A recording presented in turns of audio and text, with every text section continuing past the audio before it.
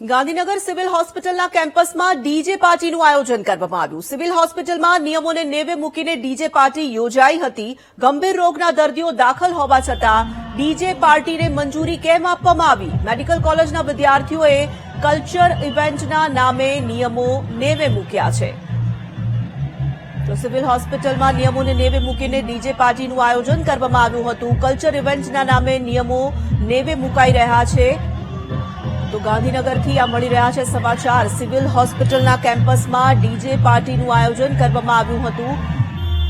Civil હોસ્પિટલમાં ગંભીર રોગના દર્દીઓની પણ સારવાર ચાલી રહી છે, ત્યારે ડીજે પાર્ટીનું આયોજન કરવામાં આવતા જ અનેક સવાલો ઉપસ્થિત થઈ રહ્યા છે। ગાંધીનગર સિવિલ હોસ્પિટલને લઈને આ મહત્વપૂર્ણ સમાચાર।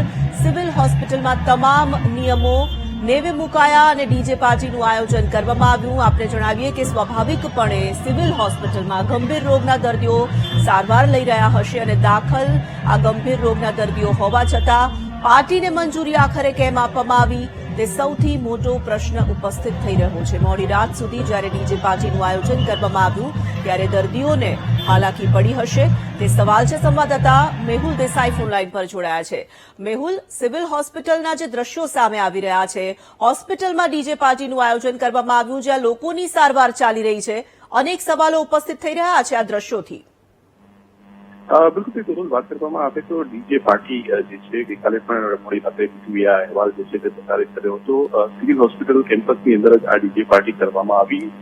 સાયલન્ટ ઝોન જે છે તે ગણવામાં આવે છે। દર્દીઓ મોટા પ્રમાણમાં સિવિલ હોસ્પિટલમાં સારવાર લઈ રહ્યા હોય છે। અનેક ઓપરેશન જે છે તે ઓપરેશન થતા હોય છે અને તેની વચ્ચે આ ડીજે પાર્ટીનું આયોજન કરવામાં આવ્યું। કોને આ જે ગંભીર બેદરકારી છે તેને લઈને સીધો જવાબ જે છે તે તરફથી મળ્યો નથી।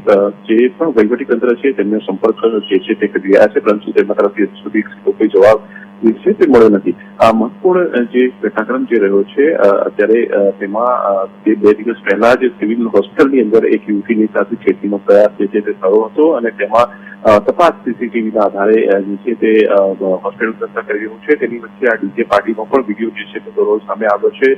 2 દિવસ પહેલાનો આ વિડીયો જે છે તે કહેવામાં આવી રહ્યો છે અને હોસ્પિટલ કેમ્પસની અંદર જ આ પ્રકારે વિડીયો જે છે જે ડીજે પાર્ટી જે છે તે રાખવામાં આવી છે અને આ ડીજે પાર્ટી જ્યારે રાખવામાં આવી ત્યારે હોસ્પિટલ કેમ્પસની અંદર જે દર્દીઓ જે છે તે દાખલ હતા અને જે સીધું ઉલ્લંઘન જે છે તે જાહેરનામાનું કરવામાં આવ્યું। સામાન્યતઃ 10 વાગ્યા સુધી જ આ જે છે તે મ્યુઝિક લાઉડ મ્યુઝિક જે છે તે અલાઉડ હોય છે, પરંતુ તે પણ હોસ્પિટલની આસપાસ જે છે ત્યાં આ પ્રકારે પરમિશન આપવામાં નથી આવી। આ પરમિશન કોણે આપી અને વહીવટી તંત્રમાંથી પણ કોણે મંજૂરી લેવામાં આવી તે સૌથી મોટો પ્રશ્ન છે અને જો મંજૂરી લેવામાં નથી આવી તો હવે શું કાર્યવાહી થશે તે જોવા રહે છે।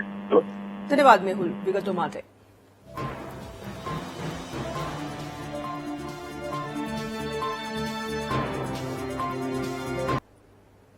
ગાંધીનગર સિવિલમાં ડીજે પાર્ટીના આયોજન બાદ સુપ્રિન્ટેન્ડન્ટે રાજીનામું આપી દીધું છે। ડોક્ટર નિયતિ લાખાણીએ એકાએક જ રાજીનામું ધરી દીધું। નિયતિ લાખાણીનું રાજીનામું સ્વીકારી લેવાતા અનેક તર્ક વિતર્ક સર્જાઈ રહ્યા છે। તો ગાંધીનગર સિવિલ હોસ્પિટલથી આ મહત્વપૂર્ણ સમાચાર। નિયતિ લાખાણીએ અચાનક જ રાજીનામું ધરી દીધું છે। અનેક સવાલો તેમના રાજીનામાની સાથે ઉપસ્થિત થઈ રહ્યા છે। ગાંધીનગર સિવિલમાં ડીજે પાર્ટીનું આયોજન કરવામાં આવ્યું હતું તેને લઈને હમણાં જ જે અહેવાલ પણ પ્રસારિત કરવામાં આવ્યો, ડોક્ટર નિયતિ લાખાણી દ્વારા રાજીનામું આપી દેવામાં આવ્યું છે। અચાનક જ નિયતિ લાખાણીએ રાજીનામું આપી દેવાતા અનેક સવાલો ઉપસ્થિત થઈ રહ્યા છે। ડીજે પાર્ટીનું આયોજન કરવામાં આવ્યું હતું, કોની પરવાનગીથી આ ડીજે પાર્ટીનું આયોજન કરવામાં આવ્યું તે સવાલ પણ ઉપસ્થિત થયો હતો, પરંતુ તેની વચ્ચે આ મહત્વના સમાચાર જે સામે આવી રહ્યા છે। સિવિલ હોસ્પિટલના સિવિલ સુપ્રિન્ટેન્ડન્ટ છે ડોક્ટર નિયતિ લાખાણી, તેઓએ રાજીનામું ધરી દીધું છે। એક તરફ ગાંધીનગર સિવિલમાં ડીજે પાર્ટીનું આયોજન કરવામાં આવ્યું હતું, કોણે આખરે હોસ્પિટલમાં ડીજે પાર્ટીની મંજૂરી આપી તે પ્રશ્ન ઉપસ્થિત થયો હતો। તેની વચ્ચે જ સુપ્રિન્ટેન્ડન્ટ ડોક્ટર નિયતિ લાખાણીના રાજીનામાને લઈને અનેક સવાલો ઉપસ્થિત થઈ રહ્યા છે। આખરે અચાનક જ રાજીનામું આપવા પાછળનો શું તર્ક છે?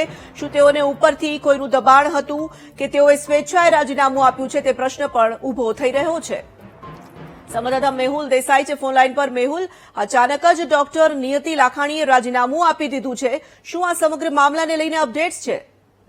બિલકુલથી નિયતિ ડોક્ટર લાખાણી જે છે તે સુપ્રિન્ટેન્ડન્ટ હતા અને તેઓ સિવિલમાં જ યથાવત છે, પરંતુ સુપ્રિન્ટેન્ડન્ટની જવાબદારીમાંથી તેઓ મુક્ત થયા છે અને આ જવાબદારી છે તે અન્ય ડોક્ટરને સોંપવામાં આવી છે. જો કે સર્જરી વિભાગના તેઓ એચઓડી છે અને એચઓડી તરીકે તેઓ યથાવત જે છે તે રહ્યા છે. તેમની કામગીરી જે છે તે યથાવત રહી છે અને તે તેમને સોંપવામાં આવી છે. અત્યારે હાલ જે સિવિલની અંદર જે ઘટનાક્રમ થયો અને વિશેષતઃ વહેલી પહેલા છેડતીની ઘટના થઈ, ત્યારબાદ જે સીધી સુરક્ષાને લઈને પ્રશ્ન સિવિલની અંદર ઉપસ્થિત થયો હતો અને તેમના હોસ્પિટલ તંત્ર તરફથી જે સૂત્રો તરફથી કહેવામાં આવી રહ્યું છે, એડમિનિસ્ટ્રેશન તરફથી, કે તેઓ પણ જે છે તે લાંબા સમયથી જે આ જવાબદારીમાંથી મુક્ત થવા માંગતા હતા અને તેની વચ્ચે આ મુક્તિ તેમને આપવામાં આવી છે. પરંતુ જે ઘટનાક્રમ રહ્યો અત્યાર સુધીનો અલગ અલગ ઘટનાક્રમની વચ્ચે જે તેમની સુપ્રિન્ટેન્ડન્ટ પદેથી જે છે તે દૂર કરી અને એચઓડી જે છે તેમને યથાવત રાખવામાં આવે છે, ત્યારે અન્ય જે ડોક્ટર છે તેમને સુપ્રિન્ટેન્ડન્ટ બનાવવામાં આવે છે. તે ચોક્કસથી એક સૂચક છે અને જે ઘટનાક્રમ સિવિલની અંદર જે બન્યો હતો 2 દિવસ પહેલા છેડતીનો અને ત્યારબાદ જે સિવિલ કેમ્પસની અંદર બીજે પાર્ટીનો જે ઘટનાક્રમ થયો છે તે એક સૂચક જે ઘટનાક્રમ છે અને ત્યારબાદ આ પગલું જે છે તે લેવાનું છે. મેહુલ, સુપ્રિન્ટેન્ડન્ટ તરીકે તેઓએ રાજીનામું આપી દીધું. ડીજે પાર્ટીનો આખો વિવાદ સામે આવ્યો હતો, તેને લઈને પણ પ્રશ્ન ઉપસ્થિત થયો હતો કે આખરે સિવિલ હોસ્પિટલમાં ડીજે પાર્ટીની પરવાનગી કોણે આપી? નિયતિ લાખાણીએ રાજીનામું ધર્યું છે. સ્વાભાવિક બંને વાતો જોડાઈ રહી છે. કોઈ ખુલાસો, કોઈ પ્રતિક્રિયા મળી રહી છે? હજુ સુધી કોઈ પ્રતિક્રિયા આપવામાં નથી આવી, પરંતુ ડીજે પાર્ટીની જે જવાબદારી છે તે કેવી રીતે મેડિકલ કોલેજના હસ્તકમાં આવે છે, ત્યારે ડોક્ટર નિયતિ લાખાણી જે છે તે સિવિલ હોસ્પિટલના સુપ્રિન્ટેન્ડન્ટ જે છે તે હતા અને ત્યાં 2 દિવસ પહેલા જે છેડતીની જે ઘટના જે છે તે બની હતી અને તેના જે છે તેના આધારે તપાસ પણ કરવામાં આવી હતી. જ્યારે મેડિકલ કોલેજ જે છે જીએમએ તેના હસ્તકની અંદર આ ડીજે પાર્ટી જે છે તે થઈ હતી અને જે કેમ્પસમાંથી હતી તેના સંદર્ભમાં તેમના જે ડીન છે ડોક્ટર શોભના તેમનો સંપર્ક કરવાનો સીધો પ્રયાસ કરવામાં આવ્યો છે, પરંતુ તેઓ હજુ સુધી તેઓ મેડિકલ કોલેજ પહોંચ્યા નથી અને ટેલિફોનિક પણ સીધો કોઈ જવાબ તેના તરફથી મળે નથી. ધન્યવાદ મેહુલ.